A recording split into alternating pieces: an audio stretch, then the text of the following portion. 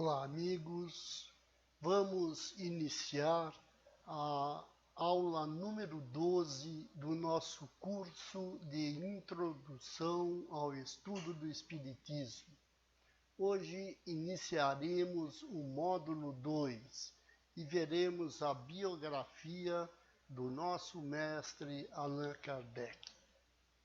Vocês sabem que as nossas aulas estão à disposição em nosso blog Kardec Sempre, https://kardecsempre.blog. Bem, vejamos então a história do senhor Denisard Rivaio, aquele que viria a ser o Allan Kardec. Ele nasceu em Lyon, na França, em 3 de outubro de 1804, e seu verdadeiro nome era Hippolyte Léon Denisard Rivaio. Nasceu numa família que tinha antepassados conhecidos pelo talento e honestidade na advocacia e na magistratura. No entanto, Rivaio, desde o começo de sua juventude, se sentiu atraído pela ciência e pela filosofia.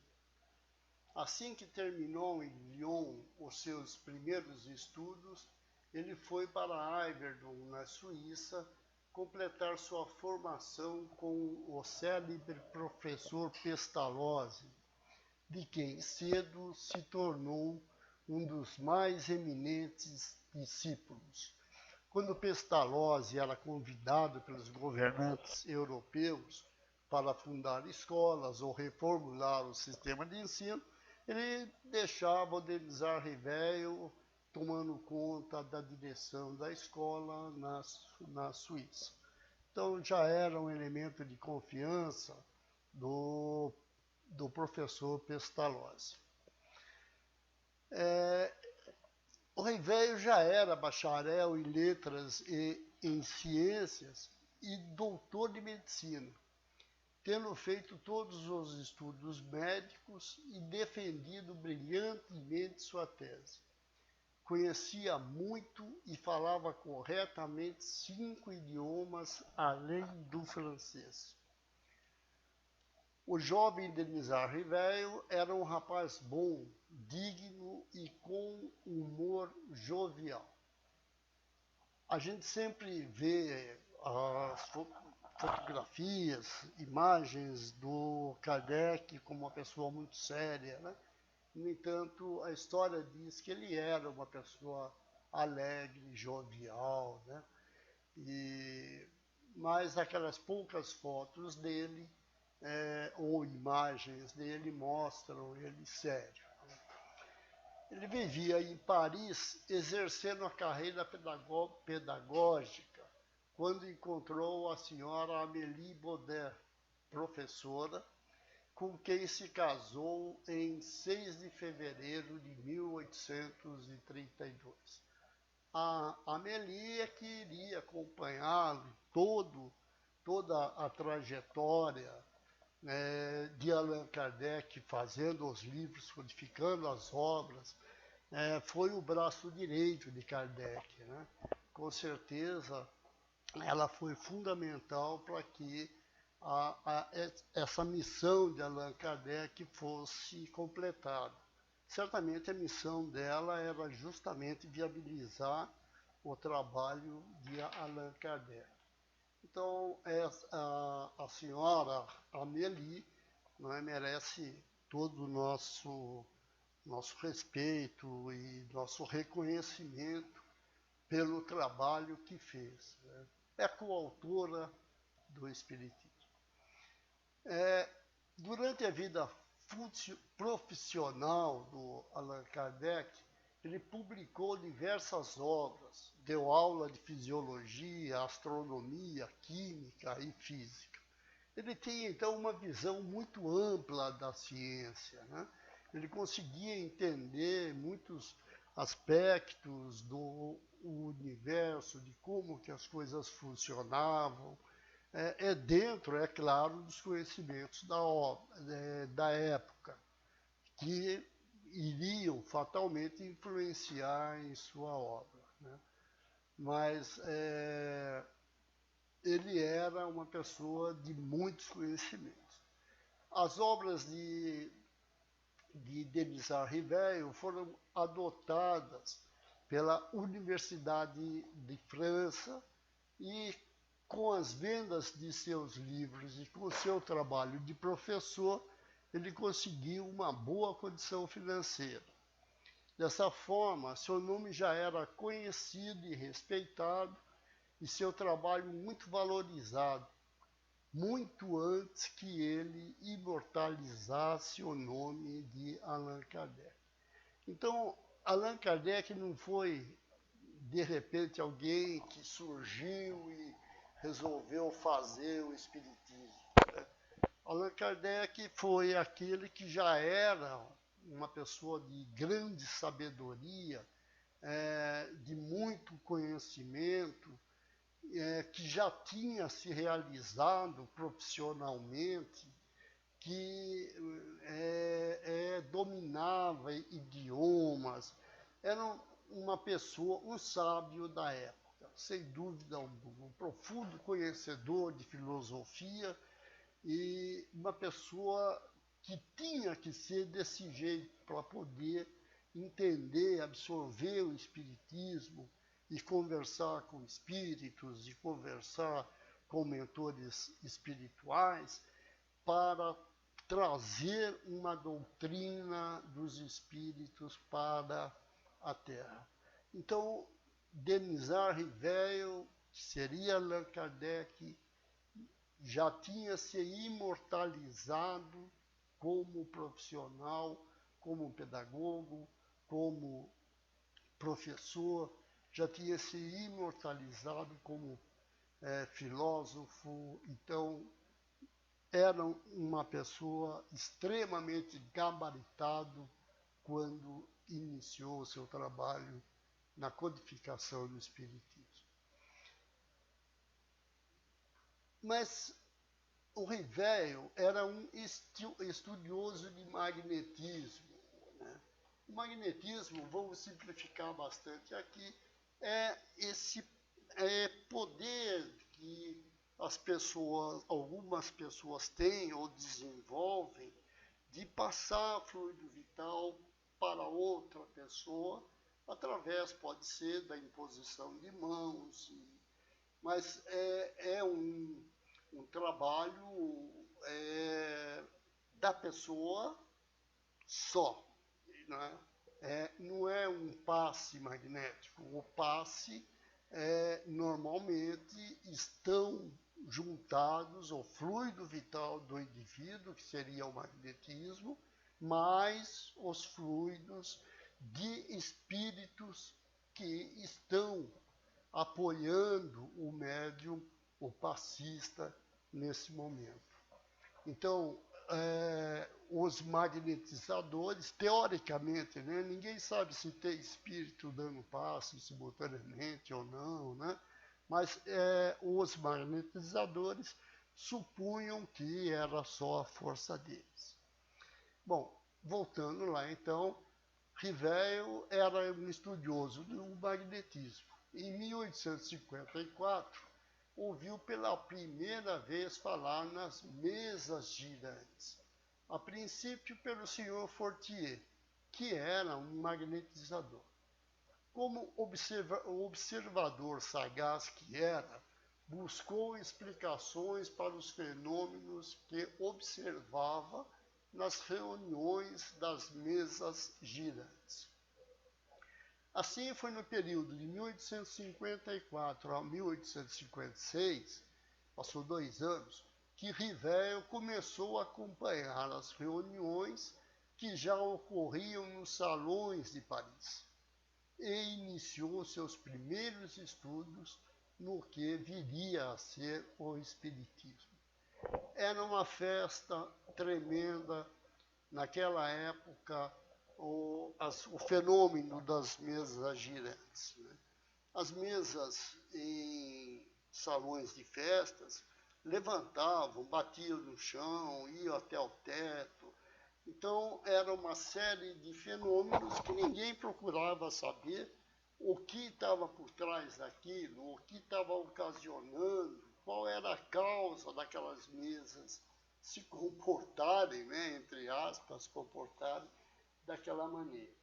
Mas aquilo provocou muito a curiosidade de Allan Kardec, que via que existia alguma coisa por trás daquilo, que não era simplesmente uma festa que os espíritos naquela época ainda não se atribuía a espírito, mas aquilo que estava acontecendo tinha que ter uma causa por trás.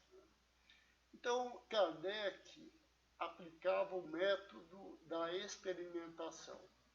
Ele não formulava teorias pré-concebidas, quer dizer, ele olhava aquilo e falava, deve ser isso, isso, isso, isso. Aí ele tentava confirmar aquilo. Na realidade, ele observava atentamente, ia comparando e deduzindo as consequências. Então, ele via o efeito e procurava chegar nas causas, pela lógica, né? Então, ele ia encadeando os fatos com lógica, né?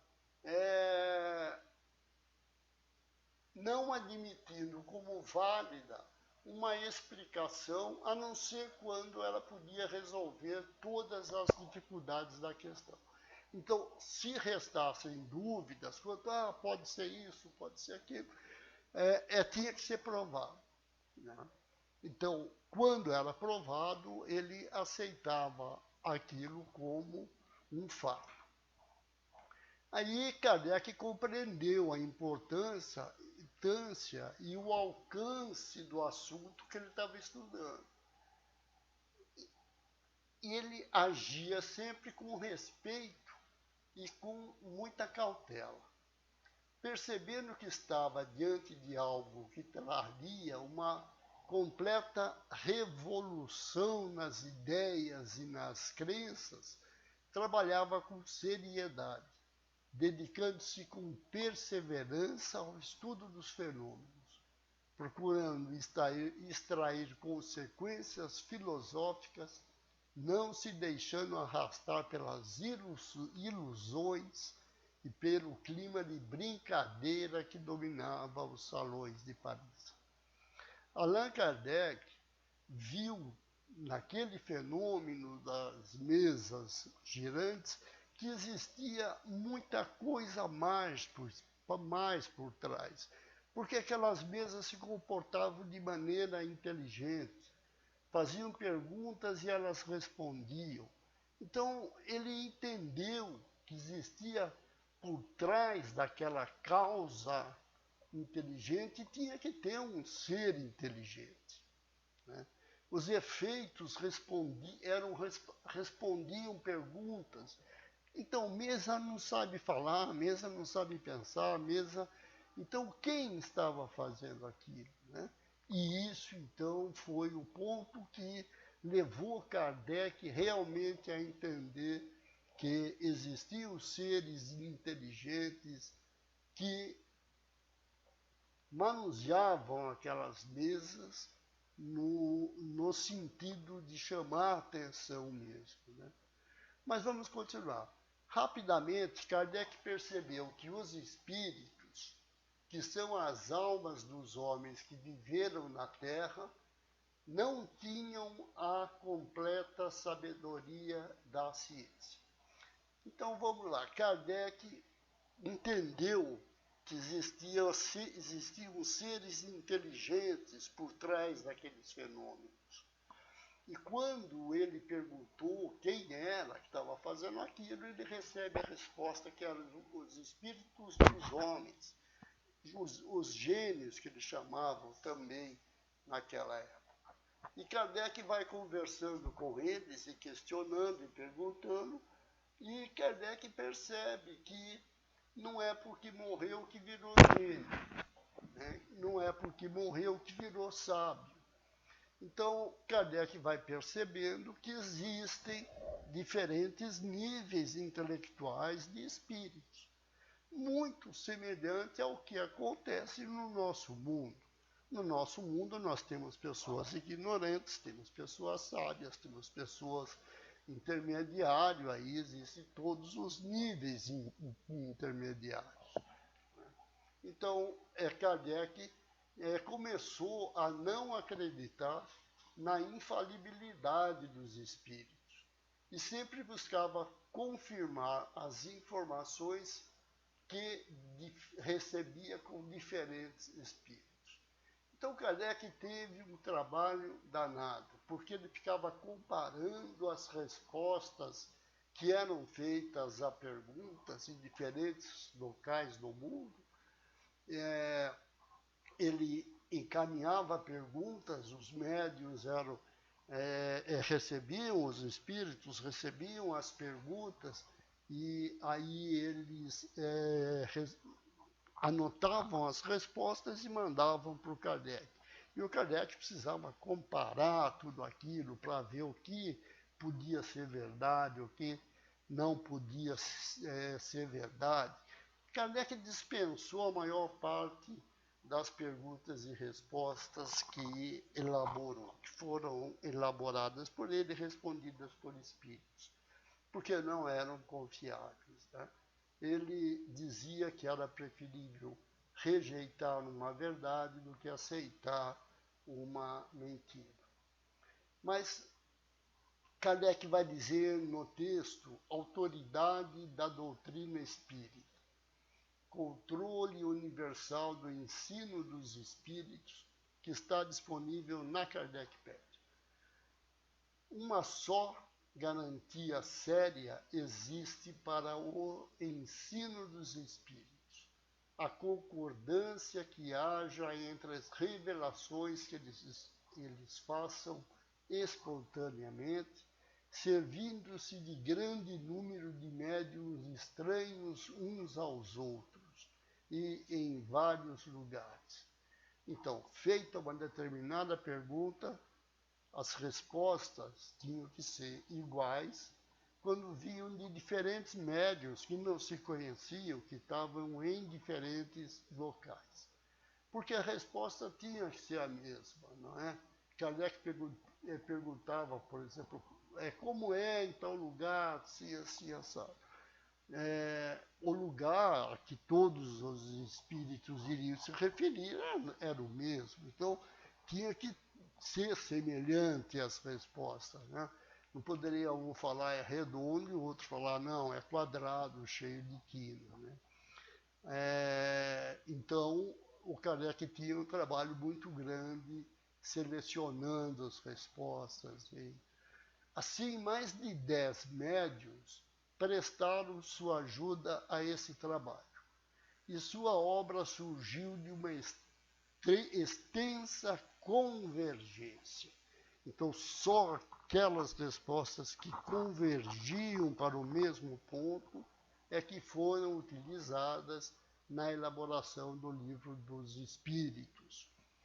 Então, foi da comparação e da fusão de todas essas respostas obtidas através dos médiuns que foram depois coordenadas e classificadas por ele, que Ribeiro formou a primeira edição de O Livro dos Espíritos, que apareceu em 18 de abril de 1857, contendo 501 itens.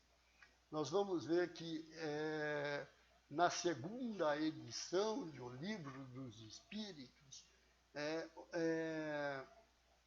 vão ser 1018 itens, né? Kardec teve aí mais tempo para analisar outras perguntas, outras respostas, e conseguiu mais que dobrar o número de itens do Livro dos Espíritos. Bom, aí Kardec tinha que dar um nome para o livro, né? Mas ele não queria misturar o nome dele, né, Hippolyte Léon Denisard Rivière, que já era um nome muito conhecido no meio da ciência, no meio da pedagogia. Então ele foi até aconselhado a utilizar um pseudônimo. E ele optou por assinar com o nome de Allan Kardec, que, segundo lhe revelara um amigo espiritual, fora seu nome quando vivera como um druida. Isso lá no passado. Isso resolveu um problema que poderia originar confusão, pois seu nome era muito conhecido no mundo científico, em virtude dos seus trabalhos anteriores. A obra, o Livro dos Espíritos, alcançou tal êxito que a primeira edição foi logo esgotada. Allan Kardec reeditou-a em 1858, com 1018 itens. Aí aqui cabe uma falta de explicação. Se você pegar o Livro dos Espíritos e for olhar a numeração dos itens, vai se ver que tem 1019, termina no item 1019. Mas não se sabe por que razão, mas Kardec pulou o item número 1011. Então, do 1010 pulou para o 1012. Ninguém sabe exatamente a razão, mas isso aconteceu. Então, existe o item 1019, mas na realidade são 1018 itens. Ok? Em razão do êxito de O Livro dos Espíritos, Allan Kardec sentiu necessidade de criar um jornal espírita, de modo a divulgar o conteúdo de seus estudos, pesquisas e correspondências que surgiam. Kardec recebia muita correspondência, muita gente que estava respondendo às perguntas que ele encaminhava, pessoas que ficavam sabendo da obra de Kardec, que começavam a estudar, enviavam para ele questões, enviavam situações. Então Kardec precisava juntar aquilo num fórum de discussão, num fórum para elaboração de pensamentos. E ele, então, pergunta aos seus mentores espirituais, por intermédio de uma médium que ficou muito famosa, Hermance Dufour, ele pergunta através da médium o que ele deveria fazer. E a resposta é que ele pusesse a sua ideia do jornal em execução e que não se inquietasse com o resto. E assim ele criou a Revista Espírita, que começou a ser publicada em janeiro de 1958, com 12 fascículos anuais, então era uma revista mensal, e foi até o ano de sua morte, em 1969. Kardec usava essa revista espírita como um laboratório para ele. Ali tem muitas discussões, muitos temas eram colocados ali, depois discutidos pelos espíritas da época, e Kardec, então, tirava muita coisa da revista espírita para colocar nas suas obras básicas. Era realmente um laboratório para Kardec elaborar a doutrina espírita. Após a criação da Revista Espírita, a Sociedade Parisiense de Estudos Espíritas, então Kardec fundou essa Sociedade Parisiense de Estudos Espíritas, em 1º de abril de 1858. Né? Então, essa sociedade era onde se discutia a revista espírita, se discutia uma série, inclusive as finanças da sociedade, eram discutidas abertamente e publicadas nas revistas espíritas. No ano de 1861, após a fundação da Sociedade Parisiense, Kardec publica o Livro dos Médiuns, sua segunda obra, em janeiro de 1861. No entanto, o ano de 1861 permanecerá memorável na história do Espiritismo por um fato inimaginável. O Auto de Fé em Barcelona, em que foram queimadas em fogueiras dos inquisidores 300 obras espíritas solicitadas a Kardec por um livreiro da cidade espanhola. Então, quando essas obras chegaram à Espanha, elas foram impedidas de serem entregues ao livreiro e também de serem devolvidas a Kardec. E aí o bispo de Barcelona fez confiscar e queimou tudo em praça pública.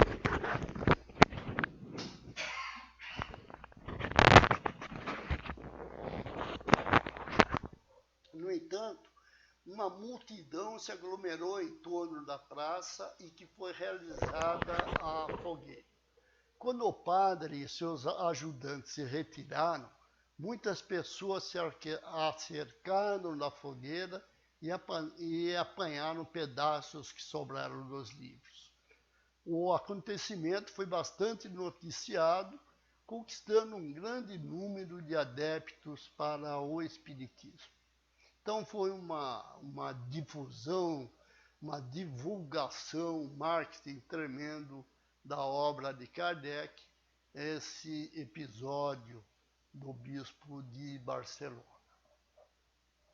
No ano de 1862, Kardec publica o Espiritismo na sua expressão mais simples, que tinha o objetivo de permitir que a doutrina fosse compreendida em suas finalidades moral e filosófica.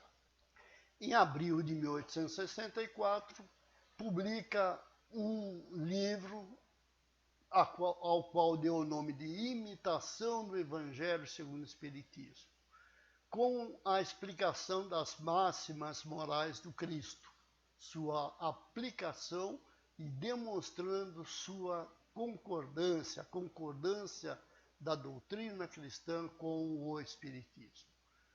O título dessa obra foi depois modificado e é o nosso Evangelho segundo o Espiritismo.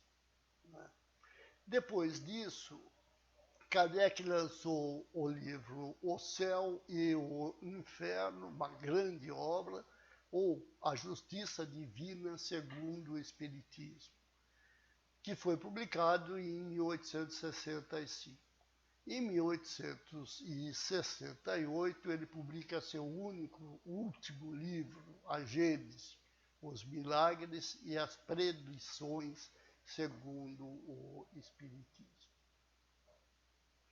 Prosseguindo, Kardec fez longas viagens de propaganda do Espiritismo, divulgando por toda parte a boa nova a convite dos grupos que se formavam pela França. O grande desenvolvimento do Espiritismo fez que surgissem ciúmes, obstáculos, críticos ferozes e alguns inimigos, de modo que a proporção que a doutrina foi se engrandecendo aumentou também a tarefa de Allan Kardec. À medida, porém, que as dificuldades se tornavam mais ásperas, Kardec se elevava à altura dos desafios, enfrentando todas as dificuldades e perseguições com serenidade. Foi um trabalhador obstinado e incansável, um pensador arrojado, um filósofo, senhor de uma vontade de ferro, e um poder de combatividade extraordinário. Kardec foi seguramente um espírito de segunda ordem, um espírito bom. O mentor espiritual dele, o espírito da verdade, era Jesus Cristo, né? Então nós sabemos que o mentor espiritual sempre é uma ordem acima daquele espírito. Se Kardec era um espírito bom, só podia ter um espírito puro como mentor espiritual. Aí a grandeza desse espírito, a capacidade, o conhecimento, essa vontade de ferro, né? E não tem nada a ver com aquele personagem que foi criado por um cineasta, um produtor de filmes, em que Kardec aparece como uma pessoa frágil, uma pessoa assustada, uma pessoa com medo do mundo. Kardec não tinha medo de nada, pois ele tinha plena certeza que a verdadeira vida é a vida espiritual e que nada lhe podia acontecer na Terra que interferisse na sua grandeza de espírito e no seu futuro como espírito, né? Bom, Kardec trabalhava muito, acordava muito cedo, respondia as correspondências, as polêmicas dirigidas contra o espiritismo, contra ele mesmo, né? Ele mesmo dirigia a Revista Espírita, dirigia a Sociedade Parisiense, organizava o preparo de suas obras. E isso foi desgastando muito, e em 31 de março de 1869, com apenas 65 anos, ele sucumbiu à ruptura de um aneurisma e voltou para o plano espiritual. Segundo Silvio Chibene é um filósofo da Unicamp. Ele colabora de vez em quando com o IDEAC, publicando artigos no Kardec Blog. Segundo o Silvio Chibene, a obra de Allan Kardec está firme e amplamente baseada em fatos, cuidadosos e minuciosamente examinados à luz de critérios racionais. Não surgiu entre quatro paredes de um gabinete, mas de uma extensa convergência de informações. Então, a obra de Allan Kardec não é como, por exemplo, a obra de um outro filósofo que fica imaginando como será que é. Como será que é o mundo dos pensamentos? Não é? O filósofo senta e fica pensando, e fica imaginando, e da imaginação constrói um sistema, constrói uma teoria, né? Kardec não. Kardec pegou o fato, aquilo que os espíritos comunicavam que acontecia, como era, em diferentes pontos, tal. E com esses fatos, Kardec criou a doutrina dos espíritos. Então, segundo Silvio Chibene, Allan Kardec testemunhou em todos os atos de sua vida a sua condição de espírito de escola. Jamais prejudicou alguém, só com o bem retribuiu as ingratidões, as ofensas e as calúnias com que em vão muitas pessoas tentaram embaraçar-lhes os passos. Doou-se por completo a grande obra de educação dos homens, que é o Espiritismo. Então vejam bem, o Espiritismo é uma obra de educação do ser humano, né? Não é uma religião, não, é uma obra de educação dos homens. Criar um modelo de comportamento que leve o homem à felicidade. Então esse é o Espiritismo, né? Você se comporta assim porque Se você continuar com vícios, você não pode ser feliz, porque o vício te prende à matéria. Então você precisa. Então, racionalmente, a doutrina espírita indica para onde a pessoa deve ir e qual o comportamento que deve ter no seu dia a dia. Allan Kardec tem sido confirmado por fontes independentes e fidedignas como um grande emissário de Jesus, especialmente escolhido por ele para concretizar na terra a sua promessa do envio do Consolador, que nada mais é do que o Espiritismo. Então, o Consolador prometido é a doutrina espírita. Aqui as fontes que nós utilizamos e para a elaboração desses slides que estão à disposição de todos. Terminamos aqui a nossa primeira aula sobre Allan Kardec e seguiremos na próxima, vendo as obras de Allan Kardec. Fiquem com Deus, que Deus abençoe a todos.